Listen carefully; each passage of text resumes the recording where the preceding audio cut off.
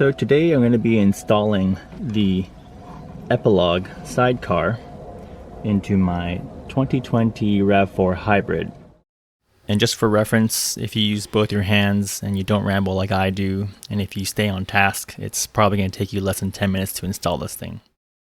I do need to remove my old mount for the Comma 3.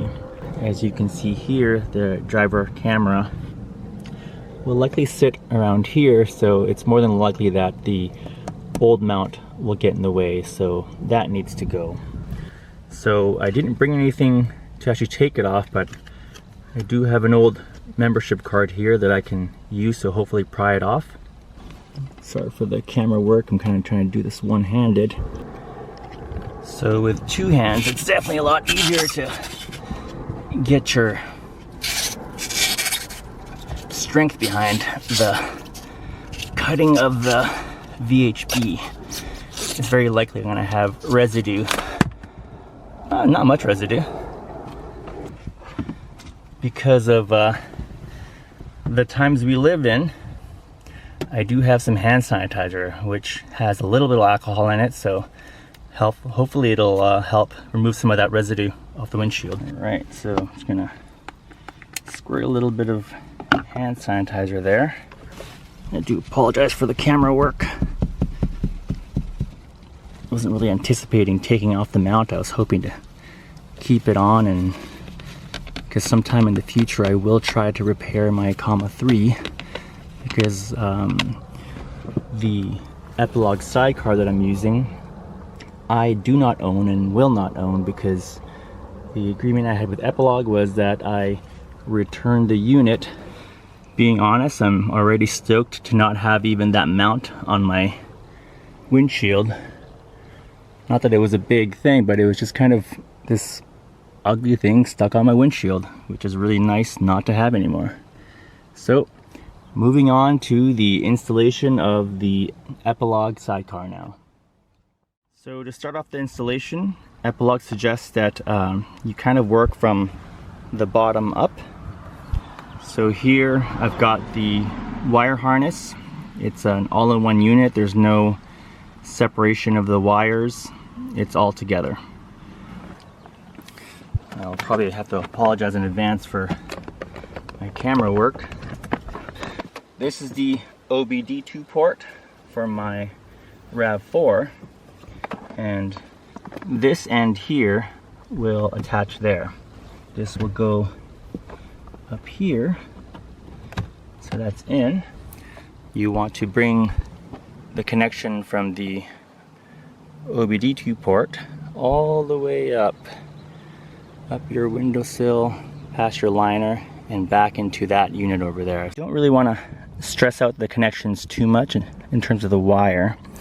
So I think here I'm going to let it kind of dangle a little bit and not really hold it in flush. So again, I'm not going to be keeping this unit, so I don't need an absolute permanent installation for mine, because otherwise I would actually snake it behind this unit and then into the wheel well, and that would provide a more seamless and neater installation. But for now, because it is going to be temporary and I do have to remove it to return it to Epilog, I'm just gonna snake the wire. Okay, this is pretty low profile, so it shouldn't snag on my foot too much. If you want a comparison of the old Comma connection, this is the old Comma connection. And let me just take off the new one. So if you look, the Comma connector is definitely bulkier. This guy goes up here, and you also have an RJ45 cable snaking out there. So if anyone from Comma's watching, take some notes from Epilog. This is definitely a better way to do it.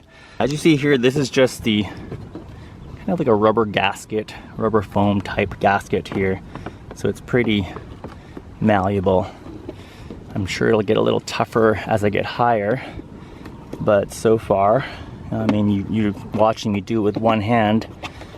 I mean, I can do a lot of things with one hand. It's definitely a lot harder with one hand though. Okay, so let me see if I can get a little groove here. Oops, sorry about that. Essentially, I'm just running my fingers while I'm pressing it in. And then, this is the pillar area, and as you can see, this is just plastic as well. And hold on, if I can do this with one hand, if you just push up into this panel, it should slide in. Okay, I'm just gonna let it rest there for a moment and then snake it in. I just hope it's not so bad getting it off when I need to take it off.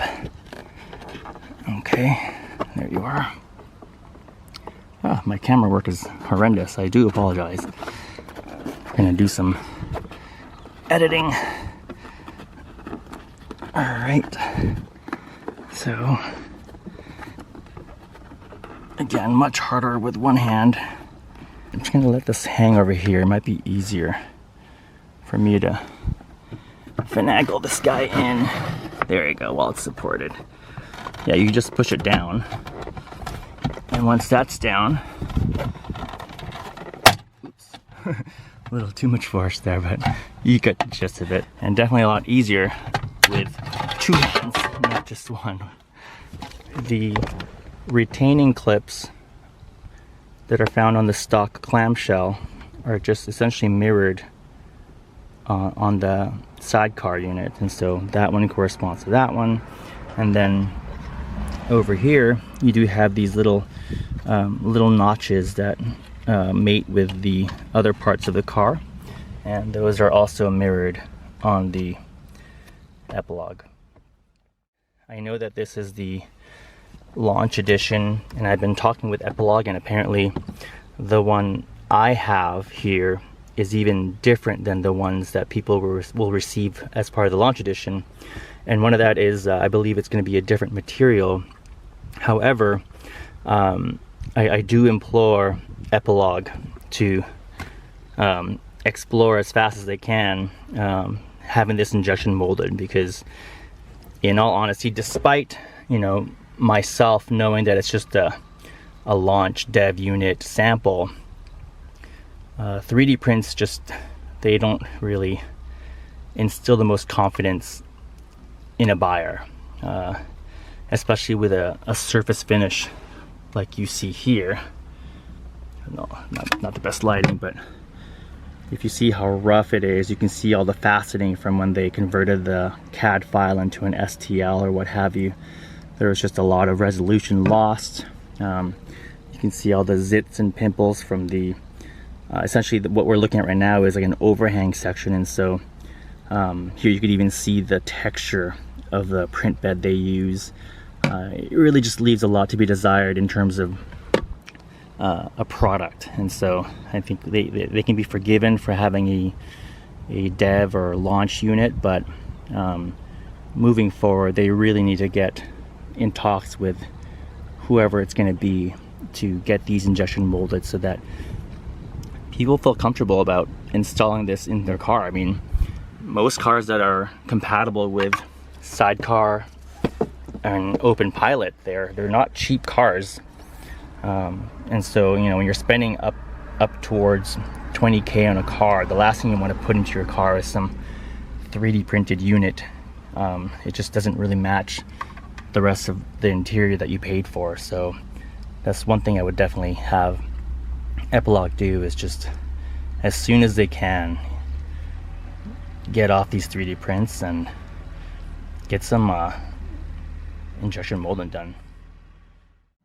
Alright, it might be hard to see with the exposure settings I have on now, but I'm essentially going to be moving this connector off the stock lane keep assist camera. So I just removed that from here. So you just take your thumb and you press on this tiny little latch here, and that'll help remove it. And so with that gone, you then take the corresponding male connection that matches the stock connection, and we will now install it here. All right, so that just clicks in place, and now the stock cable, which is right here, is then going to be put into here. I'm going to slide that into here and this clicks into place. Okay, we just had a camera change. The previous camera died. We can essentially start plugging in the rest of the unit. Kind of jerry-rigged my camera on the steering wheel and hopefully it stays put while I install this. Alright, so now we're going to plug in this connection here and slide this unit in place. Okay, so I kind of have the unit in, and I guess it snaps in place like that. I'm actually wondering, could the old, oh no, I was seeing if I could install the original shell, but that's not the case. All right, let me see if I can get a better angle at this guy to get it installed further in. But I think that's it. This is about my eye level, so let me see how I can situate the rear view mirror so that the driver monitor camera can get a good look at my face. And so far, that's working pretty well, I think. So, units in, seems pretty stable. I'm sure Epilog, if you're watching, definitely get like a cover to kind of cover up this little cavity here. The fact that I have my rear view mirror here and I don't have the comma dangling over there, I'm already stoked on this, to be honest. Look at that. Let me show it from the outside as well.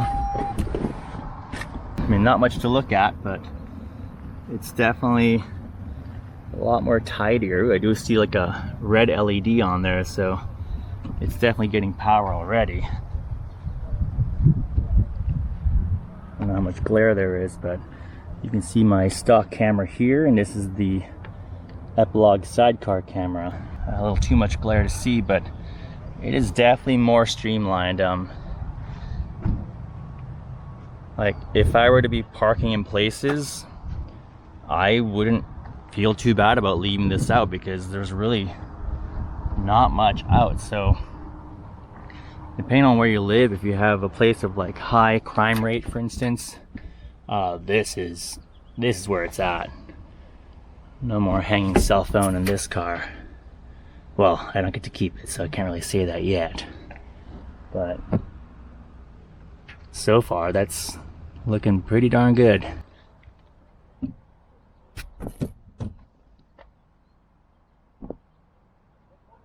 can see there's like a red LED that's on, so it's definitely grabbing power from my car already. How much power, I'm not sure. I did have a battery die on me with a comma, so I'm wondering if that's going to be a concern for this. So what I'll do is I'll probably leave it connected and see if it kills my battery or not, the same way the comma used to.